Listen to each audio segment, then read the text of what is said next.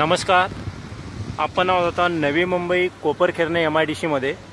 तर हे बघू शकता, ही हाय टेन्शन 3 फेजची लाईट गेलेली आहे या लाईनवरती आणि त्याच्यावरतीच हा केबल आहे. आता हे केबल लाईटचा आहे की कुठल्या चॅनलचा आहे आणि ते माहिती नाही, पण हे बघू शकता कारण हे MIDC असल्यामुळे इथे मोठ्या प्रमाणात गाड्यांची वर्दळ चालू असते. त्यामध्ये 2 व्हीलर असतील, 4 व्हीलर असतील, रिक्षा असतील, काही बसेस असतील. तर हे केबल कुठल्या गाडीला अडकून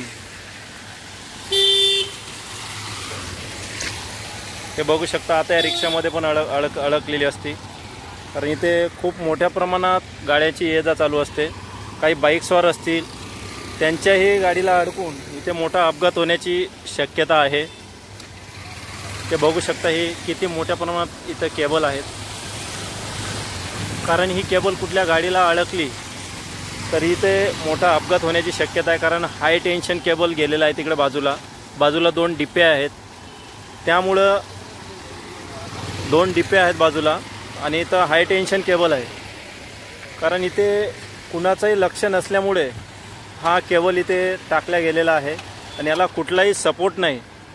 तर त्यामुळे इथे मोठी दुर्घटना होण्याची शक्यता आहे. बघू शकता इथे केबल 10 ते 12 केबल आहेत आणि त्यालाच लागून ही केबल आहे, हे बघू शकता. कारण माझी विनंती आहे शासन, प्रशासन आणि MIDC अधिकारी, कृपया असे जे केबली टाकतात त्या कंपन्यावर तात्काळ कारवाई करावी, जेणेकरून इथे कुठलाही अपघात होणार नाही. कारण ही लाईटची जर केबल असेल आणि कुठल्या रिक्षाला जर अडकली असेल तर इथं जीवितहानी होण्याची शक्यता आहे. कारण पावसाळा आहे, गाड्या ओल्या असतात आणि जे पॅसेंजर असतात, ड्रायव्हर असतात, त्यांचेही कपडे ओले असतात. कारण शॉक लागून इथं मृत्यू होण्याची दाट शक्यता आहे. कृपया करून अशा केबल टाकणाऱ्या कंपन्यावर तात्काळ कार्यवाही करावी.